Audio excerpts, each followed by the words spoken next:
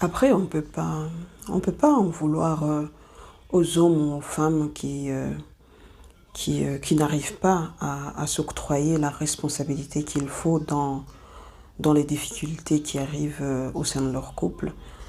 Parce que lorsqu'on regarde bien, quand on se rend dans les réseaux sociaux, il y a tout un tas de discours qui tend à victimiser la personne, qui tend à victimiser, que ce soit la femme ou l'homme. Oui, il t'a fait ça, c'est que il ne t'aime pas, il t'a fait ça, il est méchant, il est lâche, il ne veut pas parler avec toi, il est lâche, elle n'arrête pas de te prendre la tête, donc elle est instable, elle est déstabilisée. Par rapport à ce discours, nous avons en face des couples qui ne se retrouvent plus parce que à force d'écouter, à force d'entendre ce type de discours, on a tendance à tout remettre sur les épaules de l'autre en face. On a tendance à se victimiser et à se dire c'est l'autre qui est responsable, c'est l'autre qui est coupable, c'est l'autre qui est un bourreau pour ma personne. Et là, ça devient problématique. Ça devient problématique dans la mesure où toute difficulté qui arrive dans la vie d'une personne est en partie engendrée par chaque partie qui constitue la situation problématique.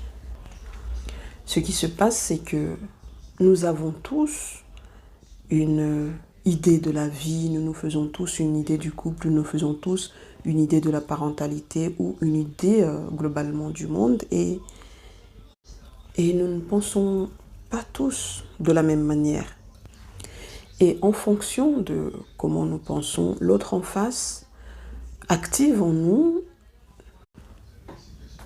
des blessures, des douleurs, des événements que nous avons vécus dans notre vie.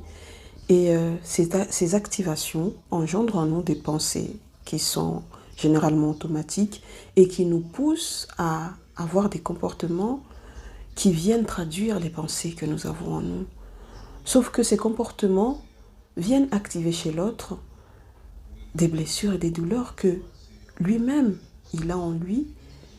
Et ces douleurs, comme chez nous, vont activer en lui des pensées qui viennent de manière générale automatique et son comportement va venir traduire ces pensées en lui. Et donc, en ayant cette philosophie, nous nous rendons compte que chaque partenaire a une responsabilité dans les difficultés rencontrées dans le couple. Parce que par exemple, si un époux ou une épouse fait ou tient des comportements qui blessent l'autre en face et que l'autre en face ne réagit pas, ne fait pas savoir à l'autre que ces comportements-là lui font du mal, ces comportements lui font souffrir, activent en lui des blessures qui le font énormément souffrir, l'autre en face, évidemment, ne peut pas savoir, on est d'accord. L'autre en face va continuer parce que pour lui, c'est normal ce qu'il fait et l'autre en face réagit plutôt bien. Donc il va continuer jusqu'à ce que la goutte fasse déborder le vase. Et c'est à ce moment-là que celle qui a souffert pendant tout ce temps-là va commencer à parler, va commencer à avoir un comportement qui va étonner l'autre parce que jusque-là, il pensait être bien, il pensait agir de la meilleure des manières puisque l'autre ne réagissait pas, l'autre ne lui faisait pas de retour sur le comportement blessant en question. Et là, on ne se comprend plus. Les disputes commencent, les disputes continuent, les disputes augmentent. Et on arrive à un moment où on a l'impression qu'on n'est pas avec la personne qu'on a connue au tout début. On arrive à un moment où on se dit, mais ça a été un fake. La personne que tu m'as vendue au tout début n'était pas là, n'était pas réellement toi. En fait, tu m'as vendu de la contrefaçon. Et c'est difficile de pouvoir revenir au tout début tant que on ne prend pas notre responsabilité, on ne prend pas notre part de responsabilité sur cette situation. Et au moment où on arrive à se dire, mais oui, effectivement, moi non plus, je n'ai pas fait en sorte à ce qu'il arrête lorsqu'il a commencé.